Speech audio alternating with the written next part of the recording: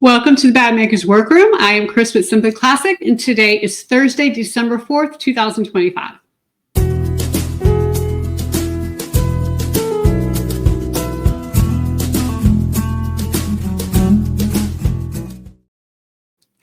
Thank you so much for joining us this evening. We go live every Thursday at 7 p.m. Eastern Time.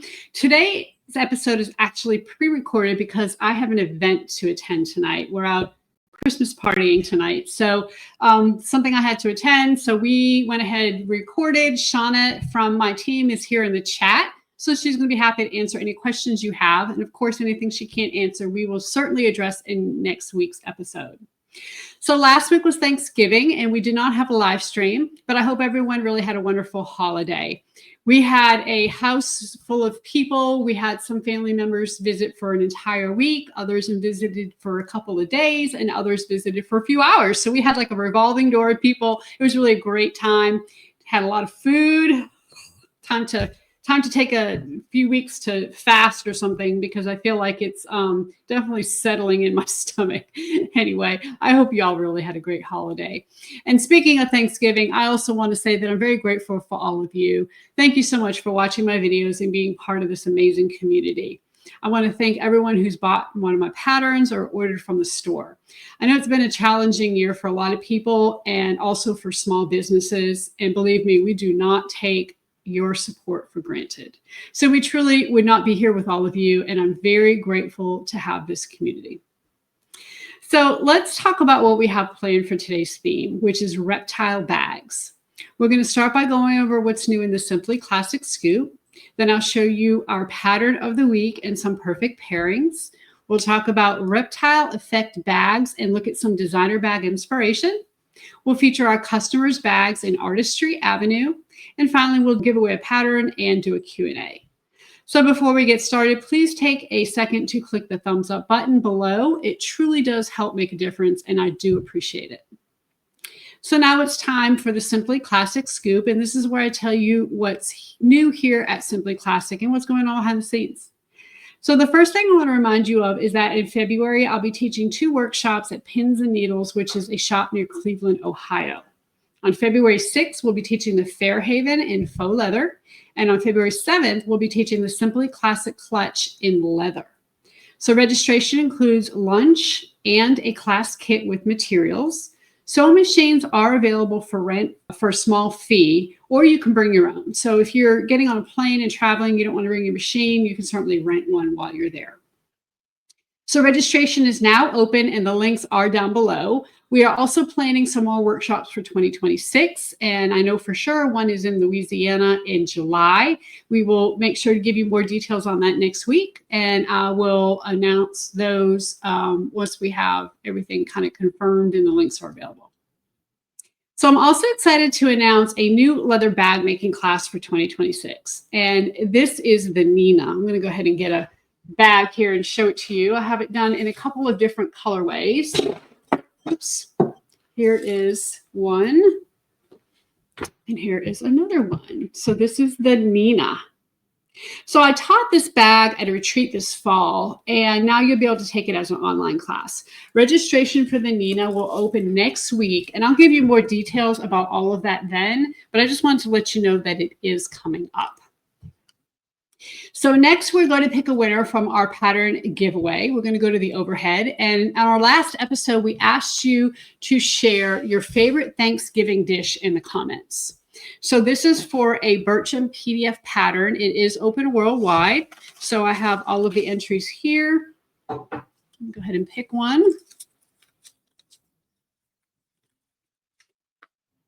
Becky Walsh says she enjoys stuffing. All right. Congratulations, Becky. So make sure you email us within the next 30 days. That's share@simplyclassic.net so we can go ahead and get you your Bircham pattern. So congratulations. So I have to say, what did we make this year? We made, of course, turkey. We call it dressing down here in the South. When I lived in the North, we called it stuffing. Down in the South, they call it dressing. Some, believe it or not, macaroni and cheese, especially Southern macaroni and cheese, is big. We made some of that. and some sweet potato casserole with the marshmallows on top, and then some green beans, and of course rolls. At the end of the day, we call them hockey pucks because they got a little bit like hard. But anyway, it was all good. So we definitely had some good stuff. So now it's time to talk about our featured pattern of the week, which is the Busta. And it is on sale for $12.49 for the PDF version only. So the Busta is what you see here. We have one at the top in leather. Beautiful bag. Love that bag. It's one of my favorites. And here is one in faux leather. So we're going to take a look at this in the overhead. So the Busta is a slim evening bag with 2 strap options. You have this chain strap option, and then you also have a faux leather strap option. So you can really dress it up from day to night using the faux leather option during the day, and then you can go ahead and use the chain as an evening bag, or you can even leave this chain on and just kind of have the bag featured with the chain during the day. It does have a closure, a flat closure with a twist lock on it. And when you open this up, on the inside, you have a zipper pocket on one side. And then on the other side, we have a slip pocket.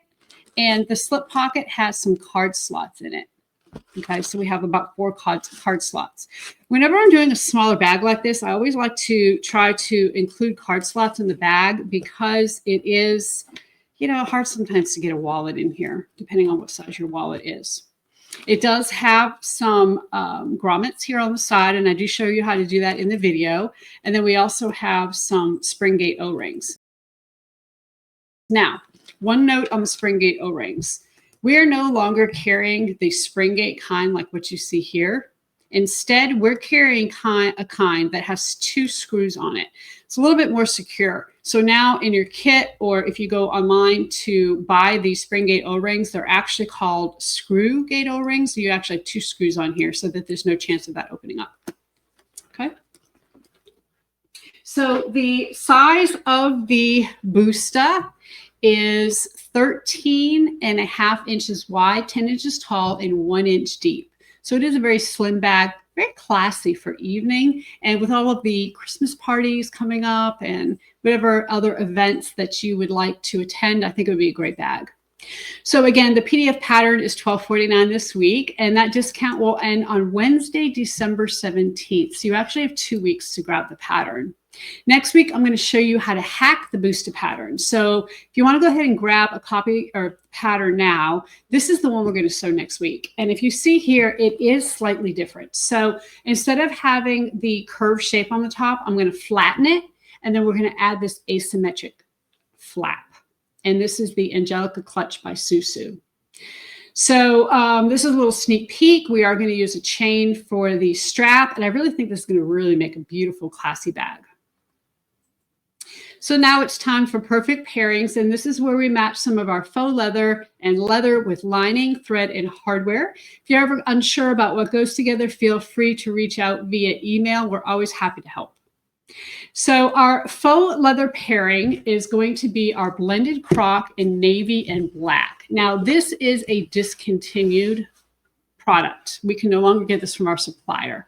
So we have it while supplies last, and when it's gone, it's gone. So if you're interested in it, go ahead and get it. It is on sale. And then we suggest the Tilda lining in the color gray. This is a chambray gray. We suggest gunmetal hardware, and then the navy Tex 40 or Tex 70 thread.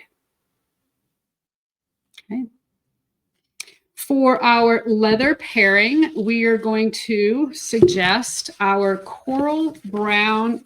Let me bring this over. Hold on just a second. Rearrange. So this is our coral brown embossed lizard. Now, this is a calf skin. Okay, it is not an actual lizard skin. It is calf. It is very thin, and actually the monitor that I'm looking at looks a lot lighter than it is in real life. It's actually got more of an orangey tint, more of a coral tint to it, and the brown is a little bit darker. It is 0.8 millimeters thick, super soft temper. I mean, like really, really soft. Actually, when I made this bag, I didn't do a Busta. I did a Fairhaven with this. I actually had to put some extra like webbing in the handles because it's so thin. It just wasn't thick enough. Okay. And also we suggest the beige chambray lining by Tilda, bronze hardware, and then the chocolate brown thread in either Tex 45 or Tex 70. We're going to stay here at the overhead for just a second, and I'm going to show you, this is the bag I made out of this. Okay, this was the Compton. And the handles actually have some webbing in here because it was so thin. It just didn't give it enough substance. It felt like it wasn't working very well. But isn't that pretty? I mean, this is really a gorgeous leather. I'm surprised we still have some. It's really easy to work with. Domestic friendly. It is really thin. Really a great option. So that's what we suggest. Whether you're making a Bircham or any other bag, we think it is a great option. It would make a beautiful bag. So now it's time for the Thursday thread. And today we're going to learn about crocodile and alligator effect products. So you know how to kind of distinguish between them and choose the right kind for your project. We're also going to talk a little bit about the history behind it. I also want to credit Katie Cutskill, who wrote a great blog post on the website, isitleather.com. It was hard to find accurate information online about this, and her post was really a great source. So first, let's get clear on what reptile actually is. Reptiles are a class of vertebrates that are scaly and usually cold-blooded. So that is going to include snakes, alligators, crocodiles, lizards, turtles, those type of animals. A lot of reptile species are endangered, and so exotic reptile leather is often illegal or highly regulated. It's also quite expensive, and that's why we usually see faux leather or bovine leather that's been embossed to look like fish or scales, not necessarily fish scales, to look like scales, to look like the alligators and the crocodiles and the lizards that we see so much of. So today I'm really going to focus about alligators and crocodiles because they are such unique textures. They're covered in bony plates called scutes. They're made of keratin, like our hair and fingernails, and they continue to grow over time. So what's the difference between an alligator and a crocodile? People get them mixed up a lot, but in fact, they're two different species. So crocodiles usually live in salt water in tropical climates, particularly in the Pacific. They grow up to 20 feet long and they have narrow snouts. Okay, so you can see a crocodile there on the left. Alligators are freshwater reptiles that are native to the southeastern U.S., over here in Georgia, in our area, and they are smaller than crocodiles and have broader snouts. So looking at them side by side, you can really see there is a difference between the two. Now, there's also an animal called a caiman that comes from Central and South America. They're very closely related to the alligator, but their skin is quite a bit stiffer. Crocodiles and alligators and caimans are all part of the Crocodilia order in biology. So when we talk about crocodilians, that includes all three of these species. Alligator and crocodile skin is made of two cuts. You have the belly cut and you have the back cut. And a lot of times that back cut is called the hornback. With the belly cut, the skin is cut down the back, so the smooth belly skin remains intact. Most handbag designers use the underbelly skin because it's softer and more pliable. It's also more expensive and it's considered to be very luxurious. With a hornback cut, the skin is cut down the center of the belly, so the bumpy back is fully preserved. The hornback is much thicker with lots of peaks and valleys. Often it's used to make heavy-duty boots, belts, and even motorcycle seats. It has a much more rugged look than the belly. Hornback is not commonly used in bag making, but faux or embossed hornback is very common. We see it from brands like Brahmin all the time. So here are some examples. These bags are all made with most likely cow leather that's been embossed. The bags on the left are made to look like hornback with all of the ridges and markings, but it's much easier to work with. The bags on the right are embossed with faux croc belly, so it's a different look. You've probably noticed that these are all croc and not alligator. So why is that? The fact is that the fashion and textile industry are very notorious and bad at naming products. When it comes to faux and embossed leather, we typically see alligator and crocodile used interchangeably. It's the same thing with cheetah and leopard. Those are two different animals and two different prints, but a lot of times we don't really distinguish between them. When you look very closely at some faux croc, you might find that it was actually modeled after an alligator or even a caiman. Frankly, manufacturers aren't really concerned about making something look hyper-realistic as long as it looks good. But as bag makers, I think it's important and it's good to know the difference. So then what are the differences between the alligator and the crocodile leather? So let's take a look. So side-by-side comparisons. So this is a comparison of the belly cut, and there are a few key differences. First, you can see there's a line right down the middle of these skins. That is called the umbilical scar, and it tends to be a little more obvious on alligators versus crocodiles. See how the alligator side looks webbed almost in the center there, and it's got kind of like a lot of lines branching out. The crocodile doesn't have that. The next thing to look at is the symmetry. Crocodile tends to be more symmetrical than alligator, and it's said to have a tiled look. On luxury bags, the more symmetrical each side is, the more desirable the skin is. So brands like Hermes put the scar in the center of the bag to show off that symmetry. Finally, crocodiles have tiny pores on each scale, and you can see those here. They have tiny hairs that help them sense the world around them, and sometimes you can see these tiny little indents on the processed leather. Alligators don't have that feature. So here's a close-up of the hornback cut, or the backside. Croc is bumpier and denser because of the irregular collagen fibers and keratin deposits. Alligator is smoother and softer and more uniform. However, they're both very durable and naturally scratch resistant. All crocodilians have this signature head bump that we see on a lot of bags. So you can see these are the head bumps that we're talking about. Every crocodile and alligator has one bump, and it's on the neck, and it's on the back of the neck. On faux leather, sometimes people call it like a medallion or a rosette, but the appearance of this bump is different across each species.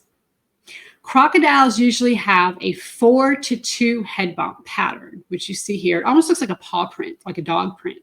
And alligators have a 2-to-2 pattern. Sometimes we see, slightly different configurations. So let's take a look at our new iridescent faux croc. I'm going to bring this up, and we're going to zoom in so that you can see this pattern right here. This is what we're looking at. So you see there's two here, right? Two little bumps, and then we kind of have a 4 down here. So I would say this is more of a crocodile pattern than an alligator pattern. Now, does it matter necessarily? No. When you're looking at this piece in whole, a lot of times people are looking for this entire section here, which includes this neck bump, we're going to call it, or a lot of times y'all refer to it as a rosette or something. But I mean, essentially that's what they're looking for.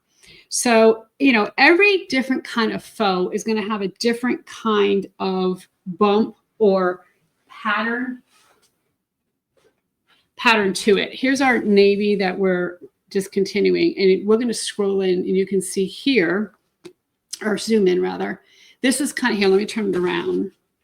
So you can see here, it's the same thing. We have 2, and then we have a 4 pattern coming around here.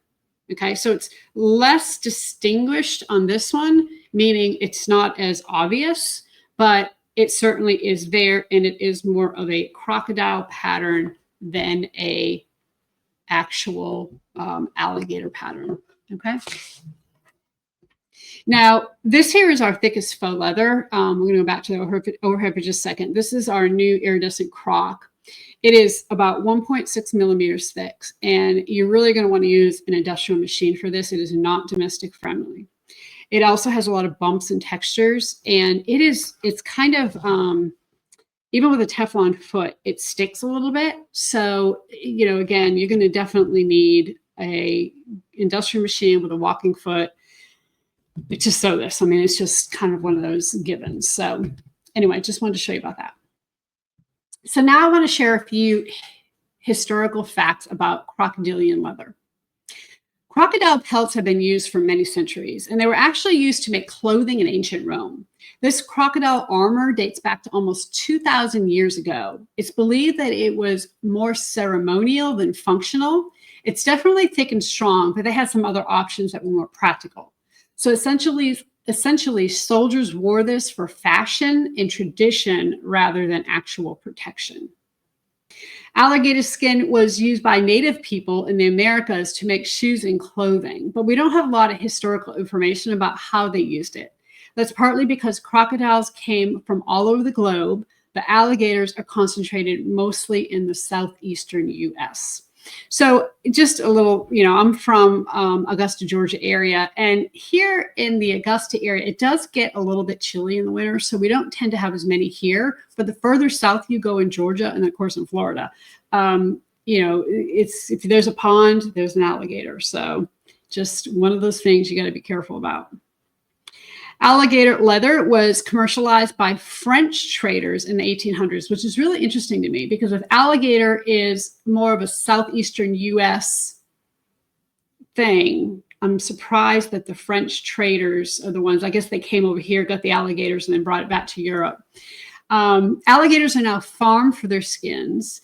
And because alligators are native to the US, their leather is more affordable than in most parts of the world. And let me just say that people do eat alligator. Alligator tail is definitely a delicacy and something that people down here in the South do eat as appetizer. So let me know in the chat and comments if you've ever worked with real alligator or crocodile.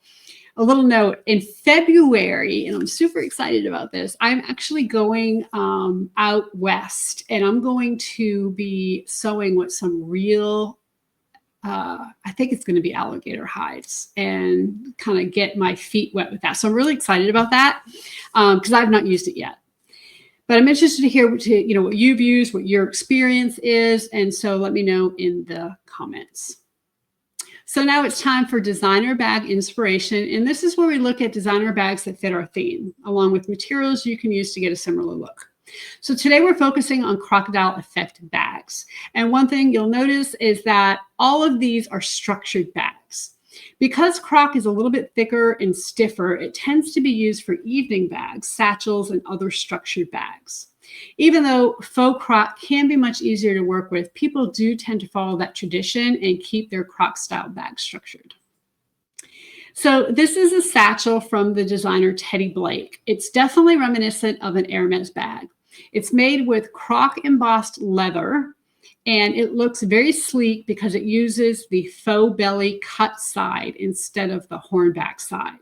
If you want this look, try our pink faux Croc. It has a beautiful shine and it looks very similar.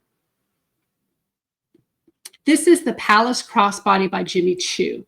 It's a beautiful shiny black that's reminiscent of our glossy black faux Croc. I think this faux leather is perfect for a sleek shoulder bag like this, and it would really look fantastic on the Busta as well. Next is a bucket bag by Tory Burch that combines embossed Croc and suede. This is such a unique combination of textures that I don't see people use a lot. The suede makes the bag look a little more casual, but it's still very classy and high-end. To copy this look, you can use our Merlot faux suede and our burgundy brown faux Croc.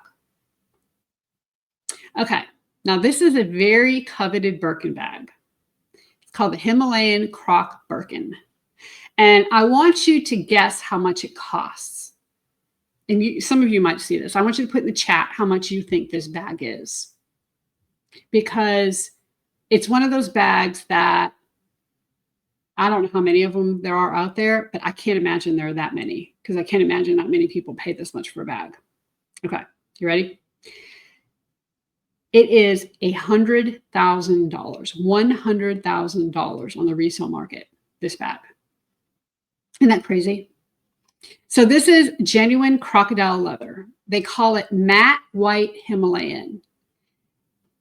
It can only be made from very light crocodile skins, which is one of the reasons why it's so rare and expensive. And fortunately, faux leather is much easier to work with. And so if you want to get a similar look, try our brown and white faux croc. So let's wrap up with our inspiration with some of Brahmin bags. So I love Brahmin, and we talk about them, of course, before. They're very well known for using these embossed crocodile patterns. And if you look at that, that is a crocodile pattern, not an alligator. It's basically a 2/4. Actually, it's a little more symmetrical. You can tell it's embossed, but it's not real because it's more like a round than paw print, but that's okay. You know, again, when they make these things, they're not that specific. They usually are just trying to make sure that it looks good. So, of course, Brahmin uses a lot of bright, iridescent, embossed croc leather that you would never find in nature. And as I said earlier, they use a lot of this hornback style embossed leather. A lot of times, again, they make that bump a feature, like you can see here. They put it right between those handles. They did it on purpose. So this is a really great example of that. And it comes with a matching wallet. And you can see the wallet has the bump as well, the neck bump.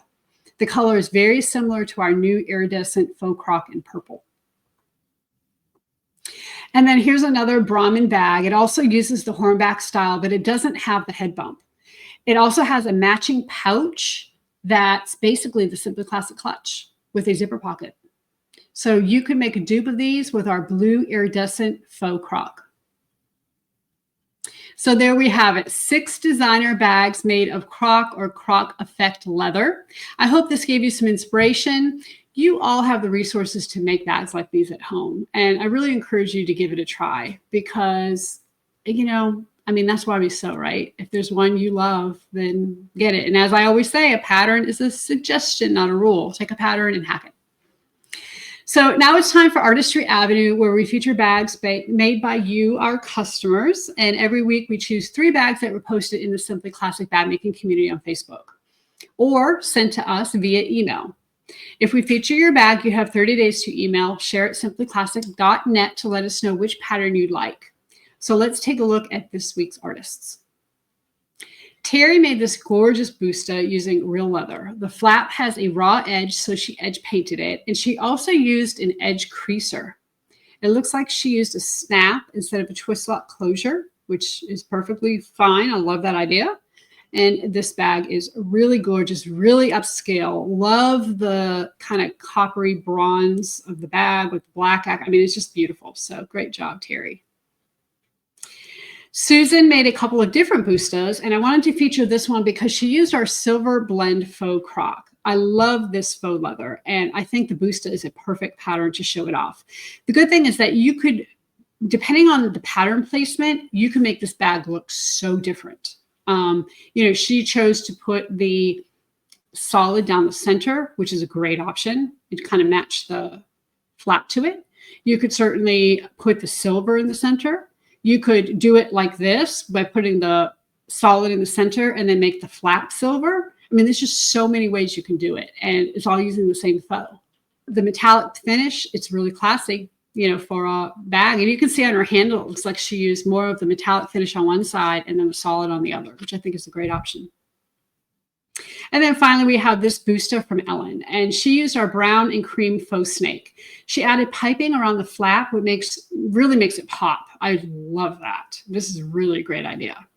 I also want to say that this faux snake is discontinued. It's on clearance right now. So if you'd like it, go ahead and grab some because once it's gone, it's gone. We're not going to be able to get it anymore. So thank you to our featured artists for sharing your amazing makes. You all are so very talented. And don't forget to email share@simplyclassic.net within 30 days to let us know which PDF pattern you would like. So before we move on to our Q&A, let's talk about our giveaway. We'll be giving away a PDF pattern. Now, we're doing this a little different. We're going to be giving away a PDF pattern of your choice, okay? To one lucky viewer. And today's episode is pre-recorded, so we'll pick a winner on next week's episode. And here's how to enter. Leave a comment with your first name and your favorite bag from our designer inspiration segment. So make sure you leave your answer in the comments, not in the live chat, okay? On the actual, wait, if you're watching live now, hold on, get out. Once it's posted, go back in and then go ahead and do your comment. So we'll randomly choose one winner on next week's live episode. And again, that's your first name and your favorite bag from our designer bag inspiration. So now on to our Q&A, and we did have some questions on YouTube comments this week. So we'll go ahead and take a look. So Catherine on YouTube asked, would you please let us know what glue you use when making the bag tag? And she asked this on the Louis Vuitton Graceful Tote. So we're going to go ahead and bring that bag to the overhead and show you what she's talking about. So this here is this little kind of bag tag that I did, and I showed you how to do this in the video. The whole bag is faux leather, but this is real leather. And what I did was I glued 2 pieces of real leather together and then just went ahead. I don't even think I edge coated it. No, I didn't. And then just sewed it in. So I just used some leather glue, and you can use some water-based leather glue, like some Aquilum is a great option, or you can use a chemical base, something like Barge would work great for this if you're using leather. If you're using faux leather, any kind of, tacky glue would work fine for that. I would probably stay away from the actual leather glues just because they're thick and they kind of will soak in, and I don't think they'll dry real quick. So Sharon asked a question on the Bircham pocket hack that I did a few weeks ago. She wanted to know if it could be done with a drop-in lining. And yes, the Bircham can be done with a drop-in lining. We're going to go to the overhead, and I'm going to show you. This is the bag she's talking about. It's the Bircham hack that we did a few weeks ago. Anything with a top that's straight can easily be done with the drop-in lining. And what you would do is you would just take your main part of your bag, complete it, flip it right side out, and then go ahead and fold the top edge over. Then on your lining, you would do the same thing. You complete your lining. You would not turn it right side out. You would leave it wrong side out and fold it over, and then slide the lining inside the top of the bag. And then you just top stitch it together here at the top, and that would be your drop-in lining. So again, any bag that has got a straight top can certainly be done in that way. So Joshua asked a question about the recent Prada dupe that I made, and he was wondering if the bottom could be flattened at all. So we're going to go back to the overhead. I'm going to show you the bag that he's talking about. This is the Prada dupe. This is a bigger bag. And basically, he was thinking that this bottom, he was wondering if this bottom could be a little flatter than it is. So I think that the way the bag is made, okay, with this kind of side piece here, it's hard to get it perfectly flat. However, you can see it's pretty much there. It just got a little bit of a rounded edge here. So with this style of bag, it's kind of probably going to be the best you can do to get it flat. What I would suggest is putting purse feet on the bottom of this, okay? Now, I did not put purse feet because the Prada bag that we were duping did not have purse feet on it. I personally think 6 purse feet would help in this, and it would probably help the whole bag maybe stand up a little better. Okay. So finally, I wanted to address a question that I get a lot, and more people have been asking this, and it's about converting our patterns from inches to centimeters.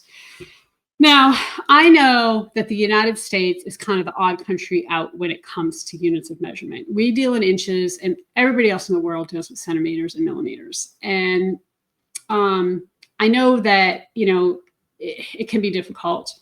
Inches are our standard here in the US, which is why I use it for all my patterns.